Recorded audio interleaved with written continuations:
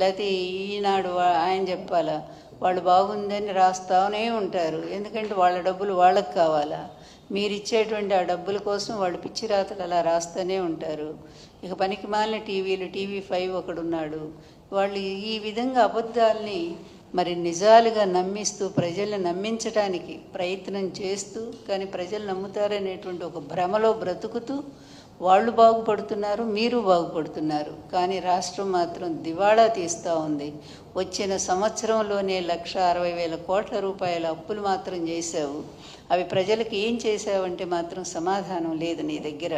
అందువలన ఇంత వరస్ట్ పరిపాలన ఇంతవరకు భారతదేశ చరిత్రలో ఆంధ్రప్రదేశ్లో ఎంతోమంది ముఖ్యమంత్రులు వచ్చారు, కానీ ఎవ్వరూ కూడా ఇట్లాంటి పనికిమాలిన పరిపాలన అందించలా.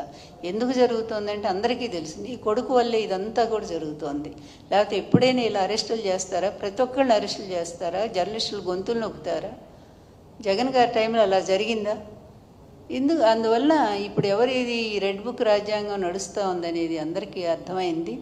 అందుకే మీరు నిజంగా రాష్ట్రానికి గుడ్ గవర్నెన్స్ ఇవ్వాలి అనుకుంటే నీ కొడుకుని తీసుకుపోయి ఇంటి దగ్గర కూర్చోబెట్టి చక్కగా నువ్వు పరిపాలించు, నీ మిత్రుడు కలిసి పరిపాలించండి. లేకపోతే మీకు ఇంతకంటే కూడా ఇంకా హీనంగా ఒక్కటే హెచ్చరిక చంద్రబాబు, ఇప్పుడు నీవు నేర్పిన విద్య నీరజాక్ష అని ఎప్పుడో మనం చదువుకున్నాం కదా. నువ్వు ఈరోజు ఏం చూపిస్తున్నావో, మార్గం ఏదైతే చేస్తున్నావో అది రేపు నీకు వర్తించదా? ప్రభుత్వం మారినాక నీ పరిస్థితి ఏంటి, నీ కొడుకు పరిస్థితి ఏంటి?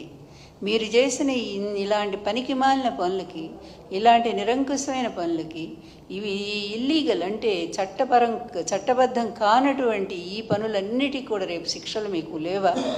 నీ కొడుకు జైల్లో ఉంటే నువ్వు చూస్తూ ఆనందించగలవా? రేపు లేదు, నిన్ను జైల్లో పెడితే నీ కొడుకు ఆనందించగలడా? నీ భార్య ఆనందించగలదా? మరి ఇలాంటివన్నీ కూడా మీరే దారి చూపిస్తూ అమాయకులందరినీ బలి చేస్తూ ఉంటే రేపు ప్రభుత్వం మారాక ఆ ప్రభుత్వం మీ మీద చర్యలు తీసుకోదా? దానికి బలయ్యేది ఎవరు? ముందు మీరే అవుతారు కార్యకర్తల కంటే, నేను చెప్తా ఉన్నాను. దాన్ని ఆలోచించైనా కనీసం నీ కొడుకు బుద్ధి చెప్పరా మీరు? అందువల్ల చంద్రబాబు ఇప్పుడైనా సరే మీరు మేలుకోండి, ఆయన తీసుకెళ్ళి పక్కన పడేసేయండి, లేదా ఆయన ఒక పరిమితం చేయండి ఒక మంత్రి శాఖకి, అంతే తప్ప ఇష్టం వచ్చినట్టుగా రాష్ట్రాన్ని ఆయన చేతిలో మాత్రం పెట్టకండి అనేది నేను నా సీరియస్ వార్నింగ్.